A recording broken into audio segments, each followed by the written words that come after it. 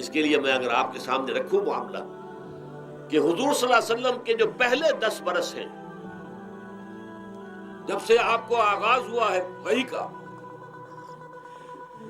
اس کے بعد سے پہلے 10 برس دن رات کی محنت، شدید مشقت، یہاں تک کہ اللہ بھی روک رہا ہے نبی آپ اپنے آپ کو ہلاک کر لیں گے، لعلک باخع نفسک الا یکونوا مؤمنین، کیا آپ اپنے آپ کو اس صدمے میں ہلاک کر لیں گے؟ یہ ایمان نہیں لا رہے، اس قدر صدمہ۔ لیکن اس کے ساتھ یہ ہے کہ یہ نہیں ہے کہ نتیجہ نہیں نکل رہا تو کام چھوڑ کے بیٹھ جانا، نہیں، معاذ اللہ معاذ اللہ۔ نتیجہ نہ نکلے تو حضرت نوح علیہ السلام کی عمر بھی اگر حضور کی ہوتی 950 برس بھی حضور دعوت دیتے تھے، آپ کا کام تھا، آپ کا فرض تھا۔ حضرت نوح علیہ السلام بھی تو آخر اللہ کے ایک بندے تھے، اللہ کے رسول تھے، 950 برس تک دعوت دی ہے۔ فَلَبِثَ فِيهِمْ أَلْفَ سَنَةٍ إِلَّا 50 عاما، یہ تو ہم مانتے ہی نا، اگر قرآن کے اندر نص قطعی صریح الفاظ نہ ہوتے کہ 950 برس تک رہے، ورنہ یہ بات سمجھ سے بالا تر ہے۔ عام طور پر معلوم ہوتا ہے کہ اس دور میں ابھی عمریں زیادہ تھی لوگ۔ بہرحال جو میں نے عرض کیا تھا کہ دکھ جس سے انسان متاثر ہوتا ہے، اس کی ایک قسم وہ ہے کہ جو ہمارے ارادہ اور اختیار سے باہر، اللہ کی مشیت سے، اللہ کے اذن سے، اللہ کی مرضی سے آتا، اس کے لیے ہمارا کام صرف برداشت ہے۔ جو شے بھی ہمیں برداشت کی صلاحیت عطا کر دے وہی اس کا علاج ہے۔ جیسے آپ کو معلوم ہے کہ بخار بہت تیز چڑھا ہوا ہے، اس کی دوا نہیں ہے اسپرین یا کوئی اور پیراسیٹامول، بخار کی شدت کو کم کر دے گا، وہ کوئی علاج نہیں ہے۔ علاج تو ہوگا اگر معلوم ہو کہ کون سے جراثیم ہے، کس کی وجہ سے ہے، اس کا صحیح اینٹی بائیوٹک کون سا ہے، وہ علاج ہوگا۔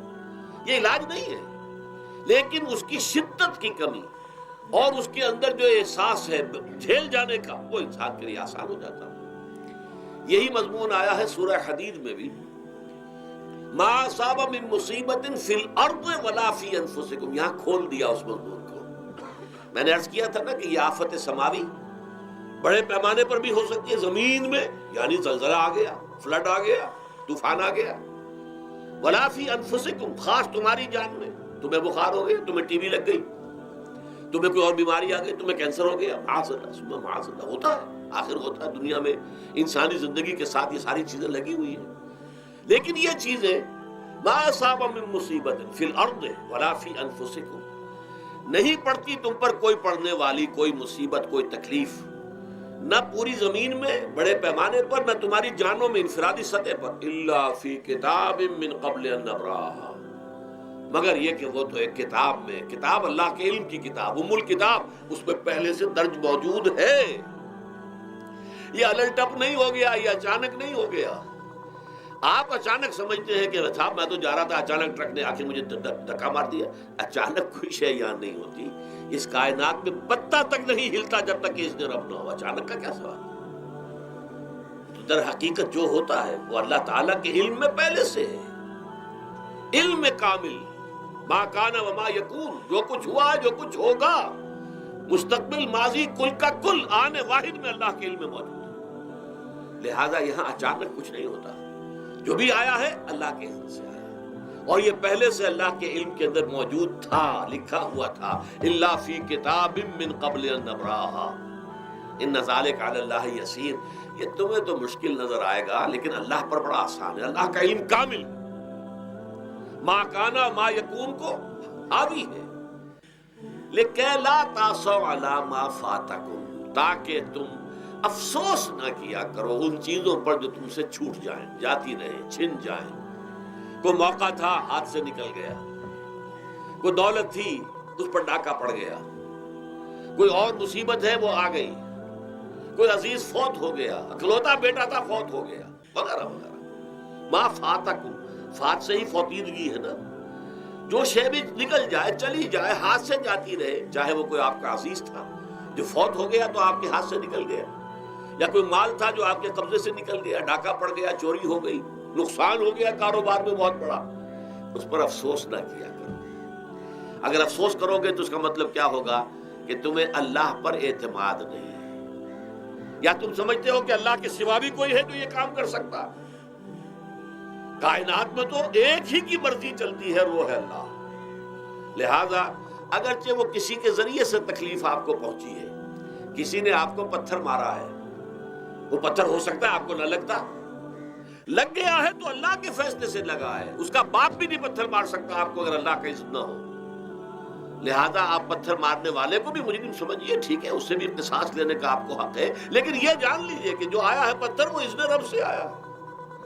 اب ظاہر بات ہے کہ اگر یہ کیفیت ہوگی تو غصہ اتنا نہیں ہوگا اس شخص پر کہ جس نے یہ کام کیا ہے، بلکہ ہو سکتا ہے آدمی مسکرا کے رہ جائے، جیسے کہ وہ میں واقعہ سناتا رہا ہوں اپنے دروس میں کہ ایک درویش منش آدمی جا رہا تھا، جو رب کرے سو ہو، جو رب کرے سو ہو، جو رب کرے سو ہو۔ کسی شخص نے پتھر اٹھا کر دے مارا، اس کے سر پہ لگ گیا کہ اس نے پیچھے پلٹ کر دیکھا کس نے مارا ہے۔ اس نے کہا مجھے کیا دیکھتے ہو، جو رب کرے سو ہو، یہ تو رب کے مارے تھے۔ اس نے کہا مجھے تو یہ پتھر رب کے مارے ہی لگا ہے، لیکن میں دیکھ یہ رہا تھا بیچ میں کس کا منہ کالا ہو گیا، اپنے لیے کس نے ایک گناہ کما لیا، اپنے لیے کس نے ایک مصیبت جو ہے وہ مول لے لی، وہ بیچ میں تم آ گئے ہو۔ پتھر اللہ کی طرف سے آیا ہے، لیکن اس کا عذاب، اس کا وبال تم پر آ جائے گا۔ بہرحال یہ تو میں نے عرض کیا آپ کے سامنے، وہ چیزیں کہ جو آ جاتی ہیں، وہ تکالیف، وہ مسائل جو اللہ کی طرف سے من جانب اللہ ہے، اس میں آپ کسی کو مورد الزام نہیں ٹھہرا سکتے، وہ آپ پر آ گیا۔ دوسری تکلیفیں وہ ہیں جن کے لیے فارسی میں کہتے ہیں خود کردہ، اپنے ہاتھوں جو مصیبتیں آتی ہیں۔ اس کے لیے میں نے آپ کو سورہ شورى کی آیت سنائی ہے، ما اصابکم من مصیبت فبما کسبت ایدیکم ویعفو عن کثیر۔ جو مصیبت بھی تم پر آتی ہے اے انسانوں، وہ تمہارے اپنے ہاتھوں کے کرتوتوں کی وجہ سے آتی ہے، اور ابھی تو اللہ بہت سی چیزوں کو تو معاف بھی کرتا رہتا ہے، ہر تمہاری غلطی پر پکڑتا نہیں ہے، ہر خطا کے اوپر تمہیں سزا نہیں دیتا ہے، کوئی سزائیں معاف بھی کرتا رہتا ہے، عفو و درگزر سے بھی کام لیتا ہے، بہت متحمل اور حلیم بھی ہے، بہت رحیم اور غفور بھی ہے اور کریم بھی ہے۔ لیکن یہ کہ یہ جان لو کہ ایک مصیبتیں وہ ہیں جو تمہاری اپنی پیدا کرتے ہیں، بما کسبت ایدیکم، تمہارے اپنے ہاتھوں کی کمائی۔ یہ کون سی خود کردہ؟ یہ در حقیقت ہے اجتماعی نظام جو انسان بناتا ہے، اس اجتماعی نظام کو غلط کر کے اگر اس نے اپنے لیے مصیبتیں کھڑی کر لی۔ مصیبت ہے لیکن یہ مصیبت تمہارے اپنے ہاتھوں کی لائی ہوئی ہے، تم نے نظام غلط بنایا ہوا ہے، تم نے دولت کی تقسیم غلط کی ہوئی ہے۔ اللہ نے تو رزق پیدا کر دیا اور سب کے لیے کافی ہے، یہ تم نے کیا ہے کہ ایک طرف کچھ لوگوں کے کھتے بھرے ہوئے ہیں اور ایک طرف کوئی فاقے سے مر رہا ہے۔ یہ خود کردہ ہے، یہ ہمارا کبھی ہے، یہ تم نے نظام غلط بنایا ہے۔ یہ جو نظام کے اندر خرابی ہے یہ تمہاری اپنے کرتوت ہیں، تم نے خود نظام کے اندر غلطی رکھی ہوئی ہے، ناانصافی گھولی ہوئی ہے، اس کا زہر گھولا ہوا ہے، یہ تمہارے اپنے کرتوتوں کی وجہ سے، اور اس کا علاج تمہیں کرنا پڑے گا خود۔ اور وہ علاج کیا ہوگا؟ اور نظام کو صحیح قائم کرو، اللہ کا دیا ہوا نظام، نظام عدل و قسط۔ یہی وجہ ہے کہ سورہ حدید کی جو آخری آیت میں نے پڑھی تھی وہ کیا تھی؟ اللہ تعالیٰ فرماتا ہے کہ ہم نے تو اپنے رسولوں کو بھیجا اس لیے، کتابیں نازل اس لیے کی، لقد ارسلنا رسلنا بالبینات، ہم اپنے رسولوں کو بھیجتے رہے معجزوں کے ساتھ، واضح نشانیوں کے ساتھ۔ وانزلنا معهم الکتاب والمیزان، ان کے ساتھ ہم نے کتاب اتاری، میزان اتاری۔ یہ سارا کچھ ہم نے کس لیے کیا؟ لیقوم الناس بالقسط، تاکہ لوگ عدل پر قائم ہوں۔ اب اگر تم نے اس عدل کے نظام کو چھوڑ کر اللہ کے دیے ہوئے نظام کو تج کر تم نے خود اپنا نظام بنا لیا، تو ظاہر بات ہے سرمایہ دار جب نظام بنائے گا تو وہ مزدور کے بارے میں نہیں سوچ سکتا، اسے تو اپنی مصلحتیں نظر آئیں گی، اس کے سامنے تو اپنا نفع ہوگا، جتنا زیادہ سے زیادہ نفع کما لو، جتنا ان مزدوروں کا خون نچوڑ سکوں نچوڑ لو۔ زمیندار نظام بنائے گا تو وہ بیچارے کاشتکار، مزارع، ہاری اس کی مصلحت نہیں دیکھ سکتا، وہ تو کہے گا مجھے اپنے بچوں کو انگلستان بھیجنا ہے تعلیم کے لیے، مجھے اپنے لیے جو ہے اسلام آباد میں بھی بنگلہ بنانا ہے اور پری میں بھی بنانا ہے، اور پھر مجھے تو ایئر کنڈیشن بنگلے چاہیے ہر جگہ پر۔ وہ تو اپنی مصلحت کو دیکھے گا، غریب کے ساتھ کیا بیت رہی ہے، جو دن رات کی محنت اور مشقت کر رہا ہے، جس نے ہل چلایا ہے، جس نے بیج ڈالا ہے، جس نے پانی دیا ہے، جس نے فصل کی دیکھ بھال کی ہے، جس نے پھر فصل کاٹی ہے، اس کے لیے تو بمشکل 2 وقت کا گزارا، وہ بھی بمشکل، اور اس کے علاوہ نہ اس کے بچے کے لیے علاج معالجے کی کوئی سہولت ہے، نہ اس کی اولاد کے لیے تعلیم کی کوئی کا بندوبست ہے، لیکن یہ کہ اسی کی محنت کے نتیجے میں عیش اڑا رہا ہے وہ زمیندار اور جاگیردار، ان کے محل ہیں، ایئر کنڈیشنڈ ہیں، ان کے بچے انگلستان اور امریکہ میں تعلیم حاصل کرتے ہیں، اب آگے بڑھ کر انہوں نے کارخانے دار بھی وہ بن گئے ہیں، وہی لوگ ہیں کہ جب اعلیٰ تعلیم حاصل وہ کرتے تھے وہی بیوروکریٹس بنتے ہیں، انہی میں بڑے بڑے افسر آئیں گے۔ عام آدمی جو ہے وہ تو شاذ نکل آتے ہیں، کچھ لوگ بہت ذہین بچے بھی ہوتے ہیں، غربا کے بچے بھی ہوتے ہیں، کبھی کبھی نکل آتے ہیں، لیکن وہ تو کوئی 1-2 دانے ہوں گے ایسے جو بہت ہی انتہائی طور پر غیر معمولی طور پر ذہین ہو۔ عام بچہ کہاں کرے گا، کیسے جائے گا؟ لہذا وہ پیچھے رہ جائے گا، وہ جونیئر کلرک ہوگا یا بہت تیر مارے گا سینئر کلرک ہو جائے گا، اپر گریڈ کلرک ہو جائے گا لوور گریڈ کلرک سے بڑھ کر۔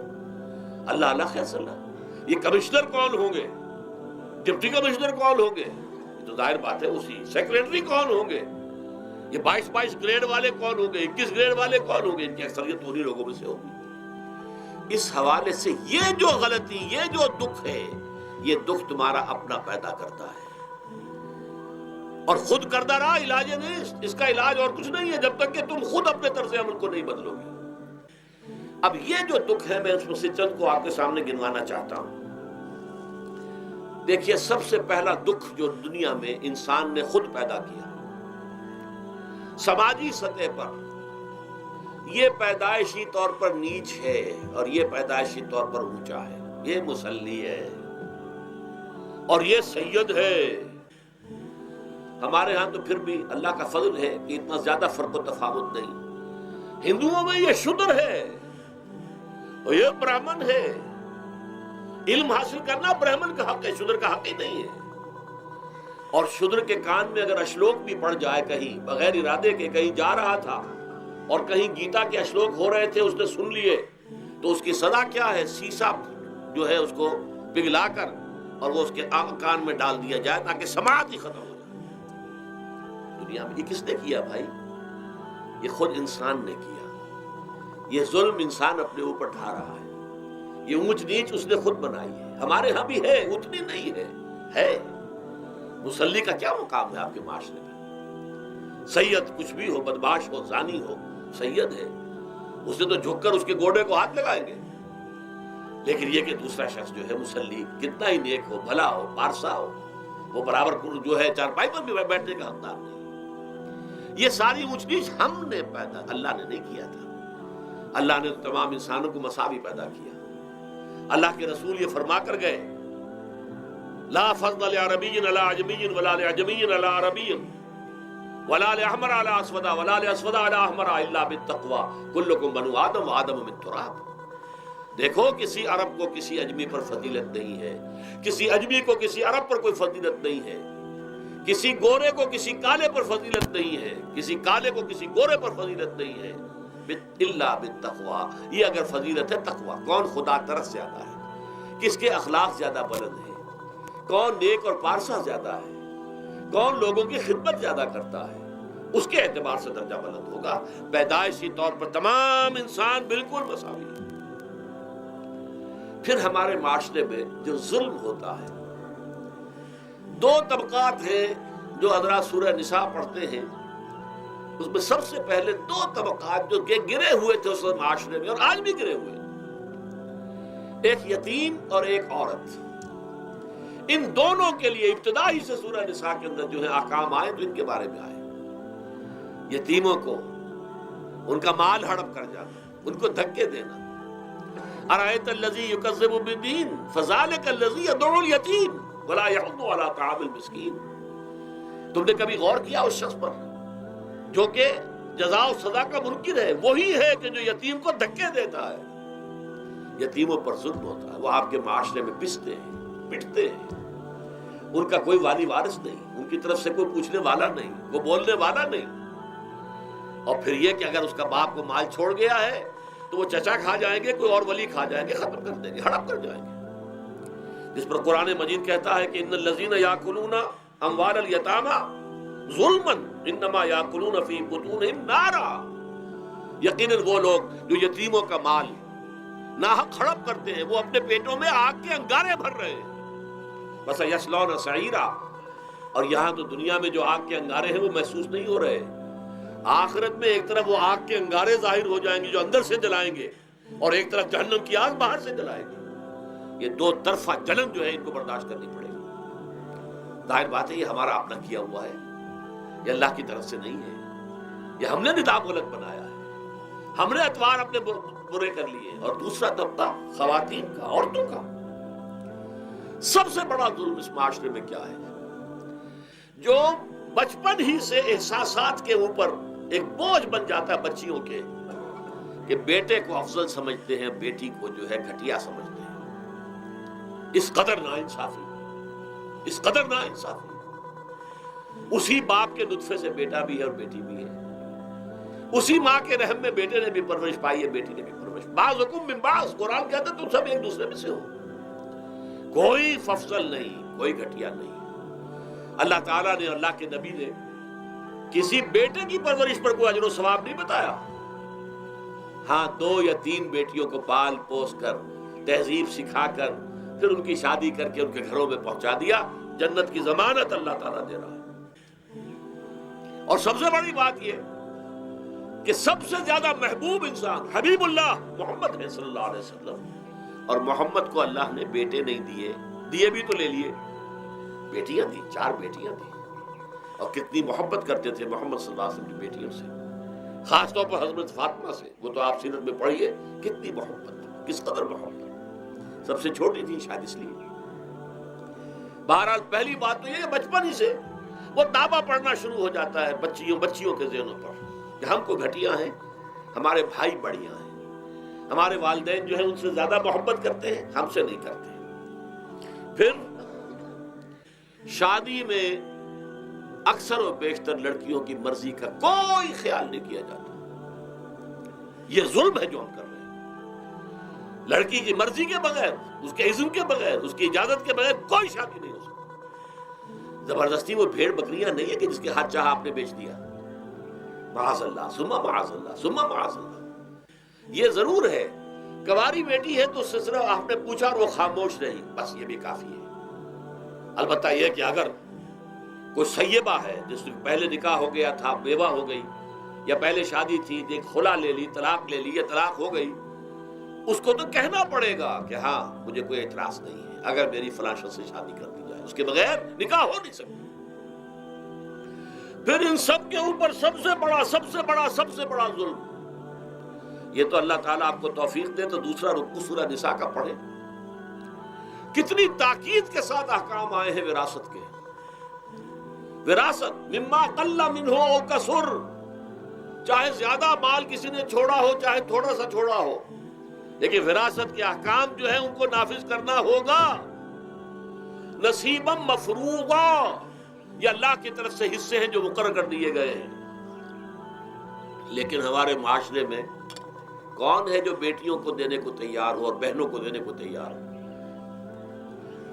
مجھے تو حیرت ہوئی تھی، مالا کنڈ میں آپ کو معلوم ہوگا ایک دفعہ بڑی تحریک چلی تھی شریعت کے نفاذ کی۔ مولوی صوفی محمد صاحب بڑے نیک آدمی ہیں، بہت، اس میں کوئی شک نہیں، 80,000 کا مجمع لے کر، جلوس لے کر وہ چل پڑے تھے اسلام آباد کی طرف۔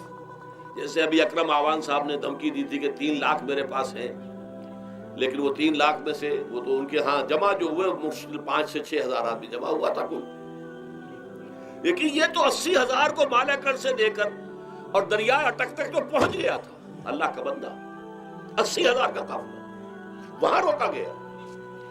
لیکن ان سے بھی جب میں نے جا کر بات کی کہ مولانا شریعت آپ نافذ کروانا چاہتے ہیں، لیکن کیا آپ بچیوں کو بھی وراثت کا حق دینے کو تیار ہیں؟ کیا نہیں، یہ تو رواج کا معاملہ ہے۔ میں نے کہا لا حول ولا قوت الا باللہ، اگر یہ رواج کا معاملہ ہے تو باقی چیزیں بھی رواج کی ہیں، پھر شریعت بدل چکی ہے، اب شریعت کا رواج نہیں رہا، ساری شریعت چھوڑ دیجیے آپ۔ لیکن ان کی نیکی کی بات ہے یہ کہ پہلے توجہ کبھی ان کی ادب نہیں ہوئی، لیکن میری یہ بات جو ہے وہ لگ گئی ان کے دل کو، اگلی مرتبہ جب ان سے ملنے گیا تو انہوں نے کہا کہ اب میں نے بیعت لینی شروع کی ہے لوگوں سے کہ وہ اپنی بیٹیوں کو بھی حق دیں گے، وراثت کے اندر تقسیم کر کے دیں گے حصہ. لیکن یہ کہ اس وقت تک انہوں نے کہا تھا ابھی کل 28 آدمیوں نے بیعت کی ہے. وہ 80,000 سے بیعت یہ لینی آسان کام نہیں ہے.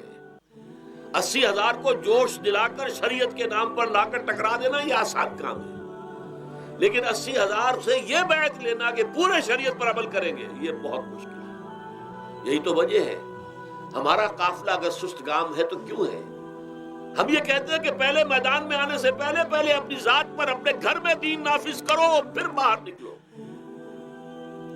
اپنی معاش اور اپنی معاشرت پر اسلامی شریعت نافذ کرو پھر باہر آ کر اسلام کا نعرہ لگانے کا تمہیں حق پہنچتا ہے، ورنہ نہیں.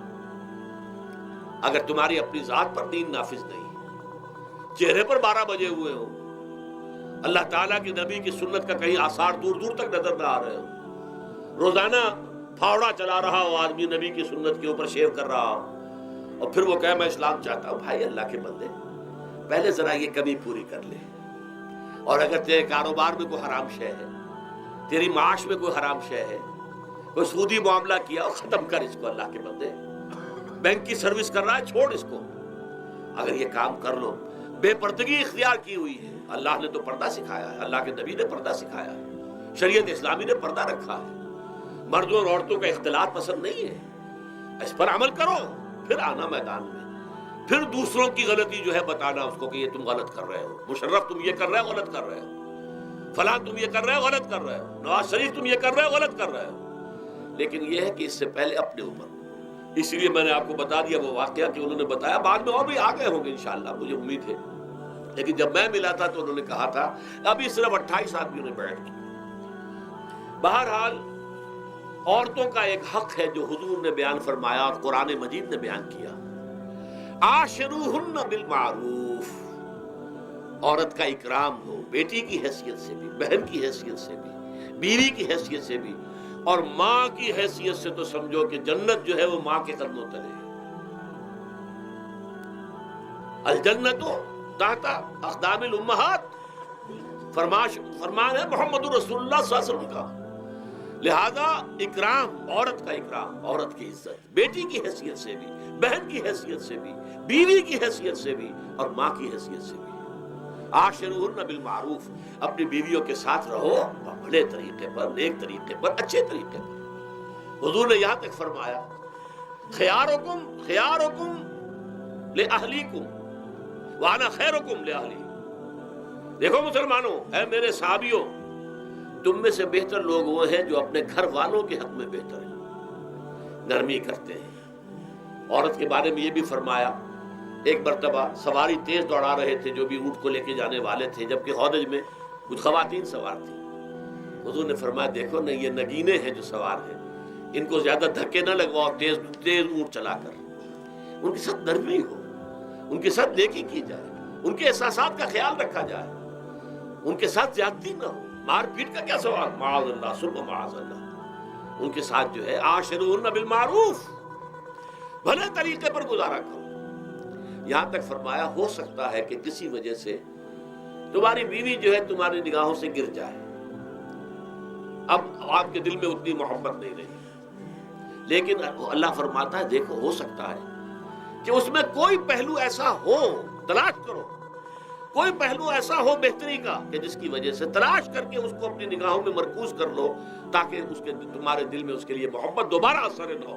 اس پہلو کی وجہ سے جو تمہاری نگاہ سے اوجھل تھا، وہ اچھائی اس میں ہے، سیرت کی اچھائی ہے. صورت بہت اچھی نہیں ہے، اللہ نے سیرت اچھی دے دی ہے. جو کچھ دیا، جو اچھائی ہے، جو بھلائی ہے، اس کو تلاش کرو اور نگاہ کو وہاں پر جماؤ تاکہ تم ان کے ساتھ اچھا سلوک کر سکو. اس سے آگے آئیے، معاشی میدان ہے سب سے زیادہ سخت اور سب سے زیادہ کٹھن اور سب سے زیادہ ظالمانہ نظام. اس میں سب سے بڑا ظلم جو ہمارے پاکستان میں ہے وہ یہ زمینداری، غیر حاضر زمینداری اور یہ جاگیرداری. محنت کرے کسان مزدور ہاری، عیش کرے جاگیردار زمیندار. یہ اس سے بڑا ظلم اور کوئی نہیں ہو سکتا. اور چونکہ ہماری معیشت بنیادی طور پر زرعی معیشت ہے، ہمارا تو زیادہ تر جو آبادی کا طبقہ ہے وہ کاشتکار ہے، لہذا سب سے بڑا ظلم جو ہو رہا ہے وہ در حقیقت یہ زمینداری غیر حاضر زمینداری اور جاگیرداری۔ اب اس میں سمجھ لیجئے اس بات کو اچھی طرح، کتنا بڑا ظلم ہے۔ ایک شخص خود شہر میں رہ رہا ہے، لاہور میں، ساری سہولتیں اسے حاصل ہیں، کتنی سہولت ہوتی ہے، ٹوٹی کھولی اور پانی آ رہا۔ دیہات میں جا کے بیچارے کاشتکار کو وہاں ہو سکتا ہے کہیں سے دور سے پانی کھینچ کر لانا پڑتا ہو کسی کنویں سے، کہاں اسے یہ سہولت ہے کہ ٹوٹی کا کان مروڑا اور پانی حاضر، کہاں یہ سہولت ہے کہ بجلی کا بٹن اوپر سے نیچے کیا اور مکہ روشن ہو گیا۔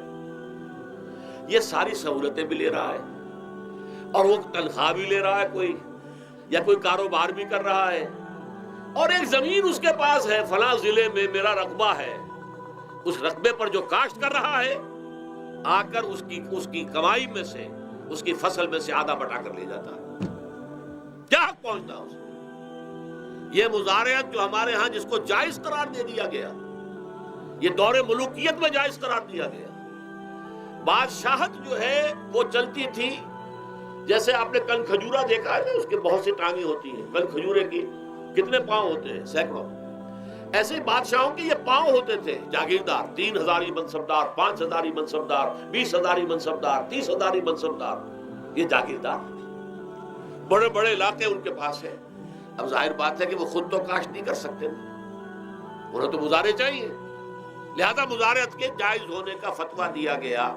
جب اسلام میں بادشاہت آ گئی، ملوکیت آ گئی اور جاگیرداری آ گئی، جو ملوکیت کے پاؤں ہیں وہ کنسلے کی طرح، کن کھجورے کی طرح اس کے پاؤں ہیں، تو وہ تو جاگیردار ہے۔ یہ ہے جس کی وجہ سے امام ابو حنیفہ نے کہا مزارعت حرام ہے، جس کی زمین ہے وہ کاشت کرے، یا حضور کی حدیث ہے کہ چاہے اپنے بھائی کو دے دے تو ایک دانہ لینے کا حقدار نہیں۔ اگر تو تمہارا کوئی اور ذریعہ معاش نہیں ہے تو ٹھیک ہے، جاؤ کاشت کرو، تمہارا کوئی اور ذریعہ معاش ہے، تمہارا کاروبار ہے، تمہاری دکان چل رہی ہے، تم ملازمت میں ہو، تمہیں تنخواہیں مل رہی ہے، تمہارا پروویڈنٹ فنڈ بھی جمع ہو رہا ہے، تمہیں تو تمہارے ریٹائرمنٹ کے بعد وہ پینشن بھی مل جائے گی، اور اس کے ساتھ ساتھ تم نے یہ ظلم روا رکھا ہوا، زمین اگر ہے یا تو جاؤ کاشت کرو، ورنہ یہ کہ اس زمین کو دے دو اپنے کسی بھائی کو، ملکیت تمہاری رہے گی، کاشت وہ کرے گا تو جو فصل ہوگی اس کی برداشت بھی وہی کرے گا، وہی لے کر جائے گا۔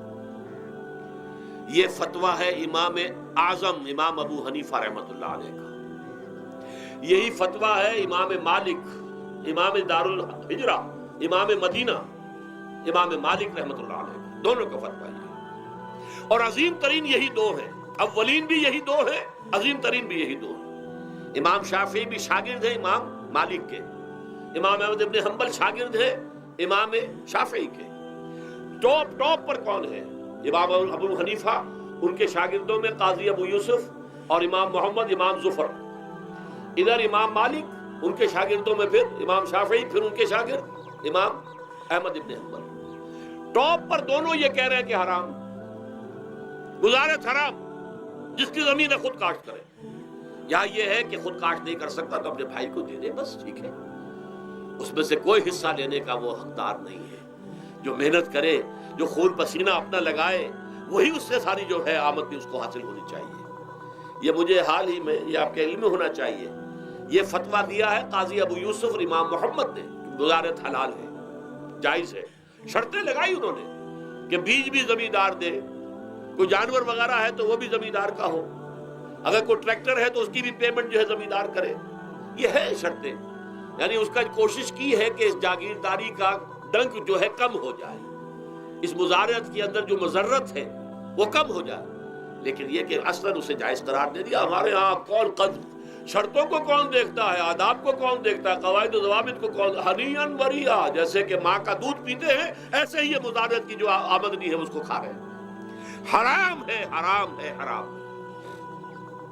حال ہی میں ابھی ملاقات ہوئی میری مولانا زاہد الراشدی صاحب، آپ کے بہت قریب گجرانوالے میں، جو اس کی سب سے بڑی مسجد ہے، اس کے خطیب ہیں، انہوں نے بتایا ملا علی قاری نے بھی یہ لکھا، جو بہت بعد کے حنفی جو ہے وہ فقیہ ہے، کہ دلائل تو وہی ہیں جو امام ابو حنیفہ نے دیے ہیں، دلائل تو ان کے ساتھ ہیں، لیکن مصلحت ہے جو جس کے تحت یہ فتویٰ دیا گیا، یہاں تک کہ مولانا شبیر احمد عثمانی کے ساتھ دستے راست سمجھ لیجئے، ظفر احمد عثمانی رحمۃ اللہ علیہما، انہوں نے بھی یہ لکھا ہے کہ دلائل تو امام صاحبی کی رائے کے حق میں جاتے ہیں، لیکن یہ کہ ہمارے ہاں تقلید کا ایسا ایک قلادہ گردنوں میں ڈال دیا گیا ہے، کیونکہ ہمارے بزرگوں نے فتویٰ دے دیا، قاضی ابو یوسف نے امام اور قاضی اور امام محمد نے، لہذا فتویٰ تو اسی پر چلے گا۔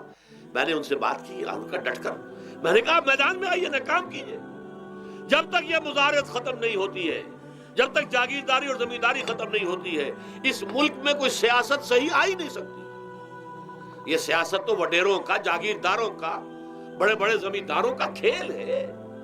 یہ آپ نے پتہ نہیں نام سنا ہے کہ نہیں، میوزیکل چیئرز گیم، یہ ہوتا ہے ان کا کھیلنے والوں کا، بہت زیادہ دولت والے جو ہے ان کا کھیل ہے۔ ان کو کام تو کوئی کرنا نہیں ہوتا، جاگیردار ہے، اسے کوئی کام کرنا ہے۔ وہ بیٹھ کر ایک کلب بنا رکھی ہے، یہ پارلیمنٹ کیا ہے، کلب ہے، وہاں بیٹھ کے وہ اپنا وقت گزاری کرتے ہیں۔ یہ پوائنٹ آف آرڈر آ گیا ہے، اور یہ جو ہے ہماری حقوق جو ہے، پریولیج موشن آ گئی ہے، وہ کرتے نہیں گفتگو بیٹھ کر۔ تو یہ جان لیجئے کہ یہ ظلم کس نے کیا ہے؟ یہ خود کردہ ہے، یہ ہم نے اس نظام کو برداشت کیا ہوا ہے۔ جب تک ہم نہیں اٹھیں گے یہ نظام ختم نہیں ہوگا۔ خود کردہ کا علاج خود ہی کرنا ہوگا۔ یہ غلط نظام جو چلا آ رہا ہے، جب تک اس کو ہم بدلیں گے نہیں، اس کو ختم نہیں کریں گے، اس وقت تک یہ ظلم کیسے ختم ہوگا؟ اس سے آگے آئیے، ایک ہے کارخانے دار۔ کارخانے دار کو اور مزدور کو آپ نے چھوڑ دیا کہ باہم طے کریں۔ کارخانے دار کہتا میں تو صاحب آپ کو 15 روپے دوں گا، کام کرنا ہے تو کریں، نہیں کرتے تو نہ کریں۔ آپ نے زیادہ سے زیادہ یہ کیا کہ نہیں، یہ ویج بہت کم ہے، آپ نے ایک یونین بنا لی، کچھ ہڑتال کر دی۔ اچھا ہڑتال کر دی، 10 دن کی ہڑتال کے بعد غریب مزدور کا تو بچہ ہو سکتا ہے بھوکا مرنے لگے، کارخانے دار کی صحت پہ کوئی اثر پڑے گا؟ اس میں لاکھوں ہیں، کروڑوں ہیں، اس کی صحت پر کوئی اثر نہیں پڑتا۔ لہذا یہ ظلم ہے۔ اس ظلم کا علاج کیا ہے؟ اگر یہ ضمانت ریاست کی طرف سے ہو، حکومت کی طرف سے، کہ اگر تمہیں تمہاری مناسب مزدوری نہیں ملتی مت کرو کام، لیکن تمہارے بچے کو بھوکا ہم نہیں مرنے دیں گے، تمہیں سبسسٹنس الاؤنس دیں گے، ان ایمپلائمنٹ الاؤنس دیں گے، ہم زکوٰۃ کا نظام قائم کریں گے جس کے تحت کے انڈر رائٹ کر دیں گے، طے کر دیں گے، لکھ دیں گے کہ ہر شہری کی بنیادی ضروریات کی کفالت ریاست کے ذمے ہے۔ اب اگر ایسا ہے تو ایک آدمی پاؤں جما کر بات کرے گا نا کارخانے دار کے ساتھ، ایک امپلائی جو ہے امپلائر سے بات کرے گا پاؤں جما کر، جناب آپ مجھے تنخواہ کم دے رہے ہیں میں کام نہیں کروں گا۔ لیکن اب کیا ہے، جناب آپ مجھے تنخواہ کم دے رہے ہیں میں کام نہیں کروں گا، مالک کہتے جاؤ دفعہ ہو جاؤ، پھر وہ کیا کہتا ہے، اچھا جی میں اسی تنخواہ پہ کام کروں گا، اس کا تو کوئی فائدہ، اسی کی جائے کہاں وہ؟ مارکیٹ میں تو سرمایہ داروں کا گٹھ جوڑ ہے، انہوں نے کارٹلز بنا رکھے ہیں، وہ تو ظاہر بات ہے کہ وہ ویج نہیں بڑھائیں گے، الا یہ کہ مزدور کی پوزیشن ایسی ہو کہ وہ بھی ڈٹ کر کھڑا ہو جائے۔ اور وہ ڈٹ کر کھڑا کب ہوگا؟ جب اس کو ضمانت ملی ہوئی ہو ریاست کی طرف سے، حکومت کی طرف سے، کہ اگر تمہارے پاس جاب نہیں ہوگا، کام نہیں ہوگا، تمہارے پاس کوئی مزدوری نہیں ہوگی، تو تمہیں اتنا وظیفہ تو ہر مہینے ملتا رہے گا جس سے تم اور تمہارے اہل و عیال جو ہے وہ کم سے کم زندہ رہ سکو۔ پھر کھڑے ہو کر بات کر سکتا ہے مزدور، پھر صحیح جو ہے ان کے درمیان معاہدہ ہوگا تو وہ منصفانہ ہوگا، عادلانہ ہوگا۔ جب تک یہ نہیں ہے، اور یہ نظام کیسے ہوگا جب تک کہ زکوٰۃ کا نظام قائم نہ کیا جائے۔ اب زکوٰۃ کا بھی ایک نظام تو وہ تھا جو بدنام کرنے کے لیے زکوٰۃ کو ضیاء الحق صاحب نے نافذ کیا، وہ تو بدنامی ہے، وہ تو سود کا کمیشن ہے، کہ سود میں آپ کو اگر 6% ملتا تھا تو 2.5% انہوں نے کاٹ لیا، 3.5% آپ کو دے دیے، تو سود میں سے حصہ لے لیا ہے نا۔ سود کو حرام کرے اور زکوٰۃ پورے مال پر، سارے تجارتی اموال پر مال زکوٰۃ لے۔ آپ کی دکان میں جناب 10 لاکھ کا مال پڑا ہوا ہے، 2.5% کے حساب سے دے دیجئے کتنا میں نے کاؤنٹ آپ کر لیجئے گا۔ کوئی ایک ہے سٹاکسٹ، آپ کے گودام میں اتنا سٹاک پڑا ہوا ہے، اتنی مالیت کا 2.5% دیجئے، تمہاری اتنی بھیڑیں بکریاں ہیں، اتنی بھیڑیں اتنی بکریاں نکال دو۔ جب تک کہ تمام اموال میں سے زکوٰۃ نہ لیجیے. یہ کیا کہ بینک کے اندر جو جمع ہے اس پر سے زکوٰۃ کاٹ لی. انا للہ و انا الیہ راجعون. نام اس کا زکوٰۃ رکھا ہے اور خیرات کا ایک نظام بنا دیا. کچھ خیرات اور کچھ سیاسی جو ہے اپنا ہتھ کنڈا کہ ان کے ناظمین زکوٰۃ جو بن رہے ہیں اور زکوٰۃ کونسلیں بن رہی ہیں، وہ سب کون ہیں؟ جو ہمارے سیاسی طور پر ہمارے ساتھی ہیں، ہمارے ورکرز ہیں. اور پھر جتنے غبن ہوئے ہیں اور جتنا اس کے مس اپروپریشن سب کو معلوم ہے ہمارے معاشرے میں. آخر اگر حکومت کے جتنے محاصل ہیں وہ غبن ہوتے ہیں تو زکوٰۃ کا کیوں نہیں غبن ہوگا؟ زکوٰۃ کو آسمان سے اتری ہے. بلکہ زکوٰۃ میں سے غبن کرنا تو آسان ہے، اس لیے کہ سود میں سے کاٹا ہوا ہے. اس میں تو انسان جو ہے وہ برا بھی محسوس نہیں کرے گا کہ یہ تو سود ہے، لعنت ہے. اگر اس کو میں نے کچھ ہضم کر لیا تو کیا ہو گیا؟ جب تک کہ یہ دو نظام نہیں آئیں گے.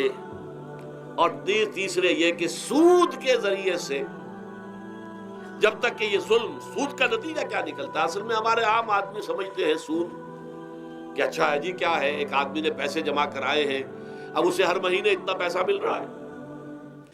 عام آدمی بھی ہمارے ہاں یہ جو پٹھانوں والا سود ہے، یہ جو سود خور گاؤں میں بیٹھے ہوئے ہیں جو بہت بڑی شرح کے اوپر سود دیتے ہیں اور خون چوس جاتے ہیں لوگوں کا، اور ان کے کسی طریقے سے قرضے ختم، ان کو تو سبھی برا کہتے ہیں. کوئی ایک آدمی بھی آپ کو نہیں ملے گا کہ جو ان کے لیے کلمہ خیر کہے، ان کے لیے کسی نرمی کا یا ان کے لیے کسی بھی آسانی کا کوئی مطالبہ کرے. البتہ یہ جو بڑا سود ہے، بینک کا سود، کاروباری سود، اس کی شناخت لوگوں پر واضح نہیں ہے. یہ ایک بہت بڑے پیمانے پر یہ برائی جو ہے آپ کو انڈیویجول پر نہیں نظر آ رہی. انڈیویجول تو بظاہر سمجھتا ہے ایک فرد، بھائی ٹھیک ہے، میں دکان کے لیے مجھے قرض چاہیے تھا، مجھے قرض مل گیا، میں اپنا کاروبار کر رہا ہوں، تو میں جو کمائی کر رہا ہوں اس میں سے بینک کو بھی حصہ دے رہا ہوں اپنا، اس کا سود کا. اس میں کیا خرابی ہو گئی؟ اس کی خرابی سمجھ میں آتی جب آپ کو معلوم ہو اسی سود کے ذریعے سے دنیا میں اس وقت ایک چھوٹی سی اقلیت ہے، کل 1 کروڑ یا 1.25 کروڑ یہودی، اور پوری دنیا کی دولت کے اوپر قابض ہو کر بیٹھ گئے. یہ سارا وہ بینکنگ نظام جو یہودیوں نے بنایا، یہ IMF ورلڈ بینک جس کے ہم اس وقت غلام بن کر رہ گئے. ہمارا چیف مارشل ایڈمنسٹریٹر اسے کہیں یا چیف ایگزیکٹو کہیں، ہمارا تو حکمران ہے، ہمارا بادشاہ ہے اس وقت. اور وہ بادشاہ سلامت کہتے ہیں کہ یہ IMF اور ورلڈ بینک کے لوگوں کے گوڈے ہمیں پکڑنے پڑتے ہیں، گوڈے گٹے. کیوں؟ ہم غلام ہیں ان کے، اور ہم جکڑے ہوئے اس سود کے اندر. پوری دنیا کو یہودی سود خوروں نے در حقیقت اپنے شکنجے میں جو جکڑا ہے، جس طریقے سے کہ ان کو اپنے اندر ایک اپنے پورے ہتھ کنڈوں کے اندر جو باندھ کے رکھ دیا ہے، یہ سود کے ذریعے سے. اور اس کا نتیجہ کیا نکلتا ہے؟ دیکھیے، امریکہ میں کہتے بڑی جمہوریت ہے، لوگ ووٹ دیتے ہیں، لیکن حقیقت اگر لوگ جانتے ہوں کہ دیو استبداد جمہوری قوام پائے کو، تو سمجھتا ہے یہ آزادی کی ہے نیلم پری. ہم نے خود شاہی کو پہنایا ہے جمہوری لباس، جب ذرا آدم ہوا ہے خود شناس و خود نگر. اب امریکہ میں اصل میں کیا ہے؟ امریکہ میں کیپٹلسٹ کا نظام ہے.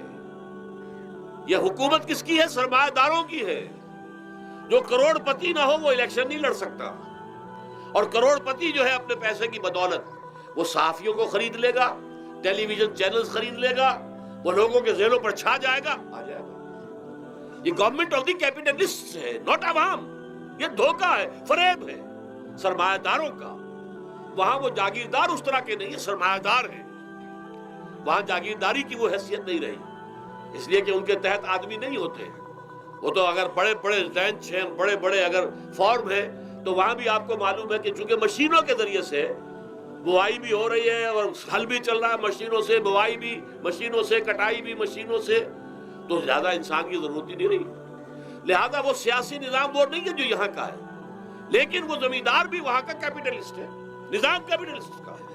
تو در حقیقت یہ ڈیموکریسی جو ہے، اس سے جو کہتے ہیں government of the people by for the people, نہیں، گورنمنٹ آف دی کیپٹلسٹ، سرمایہ دار کی حکومت ہے. اور سرمایہ دار جو ہے اس نے اپنی کلب بنائی ہوئی ہے، بیٹھا ہے، پارلیمنٹ ہے، یہ کانگریس ہے، یہ سینٹ ہے، یہ سرمایہ داروں کی کلب ہے. باقی عوام کے لیے وہاں کیا ہے؟ واقعہ یہ ہے کہ عام آدمی امریکہ کا بھی یہ ضرور ہے کہ بنیادی ضرورتیں محنت کر کے، خون پسینہ ایک کر کے اپنی وہ حاصل کر لیتا ہے، لیکن بہت نچلی سطح پر ہے. عام آدمی وہاں بھی بہت نچلی سطح پر ہے. اور ایسے لوگ ہیں معدود گنتی والے جو 40 50 بلین کا ایک چیک لکھ سکتے ہیں، وہ سب یہودی ہیں۔ House of Rothschilds, house of Goldsmiths, یہ سٹی بینک جو یہاں بھی آ گیا ہے اپنی ساری گندگیاں پھیلانے کے لیے، سٹی ہاؤسز اور سٹی کار، یہ کیا ہے؟ یہ جکڑ لینا ہے آپ کو۔ آپ کو ذرا سا دھوکہ دیا، جاؤ جی لے لیجئے کوٹھی لے لیجئے، ہم آپ کو قرض دیتے ہیں۔ آپ پھول گئے، اتنی بڑی کوٹھی کا میں مالک ہو گیا۔ اب جب اس کا قرض دینے کا چکانے کا معلوم ہوا کہ میں تو غلام ہو کر رہ گیا ہوں، جو کماؤں وہ سارا کا سارا ان کی قسط کے اندر چلا جائے گا۔ اور اگر خدا نہ خواستہ کہیں ڈیفالٹ کر گیا تو جتنا میں نے دیا تھا وہ بھی ہضم، اور مکان وہ ضبط کر کے اور نیلام کر دیں گے۔ اللہ اللہ خیر۔ لیکن وقتی طور پر ذرا سا دھوکہ جو ہو جاتا ہوں، دیکھو اتنی بڑی کوٹھی کا میں مالک ہو گیا، دیکھو اتنی لمبی کار میرے پاس آ گئی، دیکھو فلاں شے میں نے حاصل کر لی، لیکن اس کا نتیجہ جو نکلتا ہے وہ تو وہاں والوں سے پوچھئے، جس طریقے سے کہ وہ غلام بن کر رہ جاتے ہیں، وہ مزدور بن کر رہ جاتے ہیں۔ جیسے بھٹوں میں آپ نے دیکھا ہے، بھٹوں میں جو مزدور ہوتے ہیں وہ بکے ہوئے ہوتے ہیں، وہ غلاموں کی طرح ہوتے ہیں، ان کو بلکہ لوگ ایک دوسرے سے خرید کر لے کر جاتے ہیں۔ ایک بھٹے والا آتا ہے اور دوسرے بھٹے کی جو مزدور جو غلام ہے ان کو وہ وہاں کی پیمنٹ کر کے اور لے جاتا ہے، وہ بالکل ان کے سرس کی طرح ہے، ان کے غلاموں کی طرح۔ یہ ساری جو میں نے آپ کے سامنے گنوائی ہے، یہ در حقیقت نوع انسانی کو جو تقسیم کیا گیا، انگریزی میں آپ کہتے ہیں ہیو اور ہیو ناٹس، قرآن نے اس کے لیے کیا لفظ استعمال کیا؟ محرومین اور مترفین۔ اور ان مترفین کی وجہ سے اللہ کا عذاب آتا رہا دنیا میں۔ ان کے گلچھرے، ابھی بسنت منائی، کس نے منائی؟ یہ لکھپتی کروڑ پتی ہیں، انہوں نے عیش کیے ہیں، راتوں کو نیند حرام کی ہے لوگوں کی، یہ بسنت منا رہے ہیں۔ کیا ہو رہا ہے؟ در حقیقت یہ وہی ہے مترفین۔ سورہ بنی اسرائیل میں فرمایا جب ہم یہ فیصلہ کر لیتے وَإِذَا أَرَدْنَا أَن نُهْلِكَ قَرْيَةً أَمَرْنَا مُتْرَفِيهَا فَفَسَقُوا فِيهَا فَحَقَّ عَلَيْهَا الْقَوْلُ فَدَمَّرْنَاهَا تَدْمِيرًا۔ جب ہمارا فیصلہ ہوتا ہے کہ کسی بستی کو، کسی علاقے کے لوگوں کو ہلاک کر دیں، تو مترفین جو ہیں، دولت مند لوگوں کو ہم حکم دے دیتے ہیں، آزادی دے دیتے ہیں، ان کی لگام ڈھیلی کر دیتے ہیں، اس میں فسق و فجور کا بازار گرم کر دیتے ہیں۔ اور جب پورا فسق و فجور کا بازار گرم ہو جاتا ہے، اچانک ہماری پکڑ آتی ہے، دمرناہا تدمیرا، ہم اس کو پٹخ کر رکھ دیتے ہیں، ٹکڑے ٹکڑے کر دیتے ہیں۔ یہ مترفین، اور دوسری طرف محرومین، اسی طریقے سے مستضعفین اور مستکبرین۔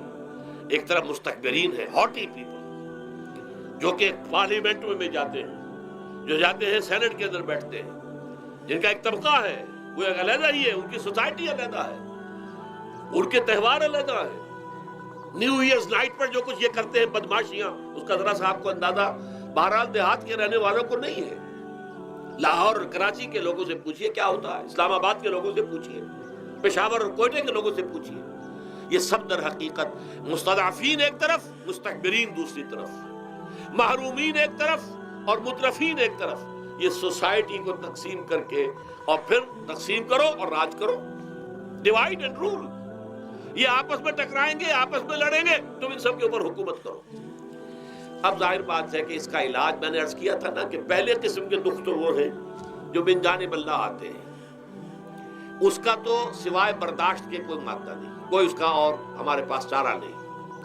لیکن برداشت کا حوصلہ بڑھانے کے لیے وہ ساری باتیں ایمان کے ذریعے سے ہمیں ملتی ہیں۔ لیکن یہ جو خود کردہ ہے، اپنے غلط نظام کی وجہ سے جو دکھ ہم نے پھیلا رکھا ہے، جو محرومی پھیلا رکھی ہے، جو بھوک پھیلا رکھی ہے، جو لوگوں پر ظلم کا جو ہے بازار گرم ہو رہا ہے، چاہے وہ سماجی سطح پر ہے، گھروں میں ہے، چاہے بازاروں میں ہے، چاہے مارکیٹوں میں ہے، چاہے کھیتوں میں ہے، چاہے کارخانوں میں ہے، یہ سب ہمارے غلط نظام کا نتیجہ ہے، یہ اللہ کی طرف سے نہیں ہے۔